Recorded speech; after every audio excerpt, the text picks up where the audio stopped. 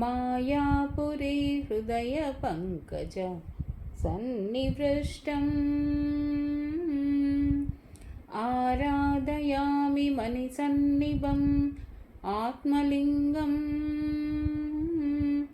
मायापुरी हृदयपङ्कज सन्निवृष्टम् श्रद्धानदी विमलचित्तजलाभिषेकैः नित्यं समाधिकुसुमैः न पुनः भवाया रत्नैः कल्पितमासनं हिमजलैः स्नानं च दिव्याम्बरम् नानारत्नविभूषितं मृगमदा मोदाङ्कितं चन्दनं जाजी चम्पकबिल्वपत्ररचितं पुष्पं च धूपं तथा दीपं देवदयानिधे पशुपते हृत्कल्पितं गृह्यताम्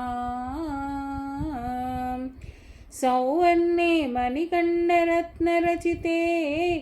पात्रे घृतं पायसं भक्षं पञ्चविधं पयोदधियुतं रम्भाफलं स्वादुदं शाकानामयुतं जलं रुचिकरं कर्पूरकण्डोज्ज्वलम् ताम्बूलं मनसा मया विरचितं भक्त्या प्रभो स्वीकुरु छत्रं चामरयोर्युगं व्यजनकं च आदर्शकं निर्मलम् वीणा वेरिमृदङ्गकाहलकला गीतं च नृत्यं तदा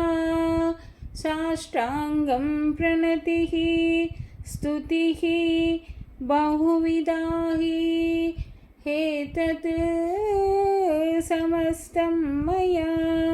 संकल्पेन समर्पितं तव विभो पूजां गृहाणा प्रभो आत्मा त्वं गिरिजामतिः सहचराः प्राणशरीरं गृहं पूजाते विषयोपभोगरचना निद्रा समाधिस्थितिः सञ्चारः पदयोः प्रदक्षिणविधिः स्तोत्राणि सर्वाङ्गिरो यद्यत् कर्म करोमि तत्त्वदखिलं शम्भो तवाराधनं करचरणकृतं वा कायजं कर्मजं वा श्रवणनयनजं वा मानसं वा पराधं विहितमविहितं वा सर्वमेतत् क्षमस्व शिव शिव करुणाब्दे श्री महादेव శంభో. ధన్యవాదములమ్మ ఈ అవకాశం ఇస్తున్నందుకు. గురువు గారికి సర్వం శ్రీ గురుచరణారవిందార్పణమస్తు.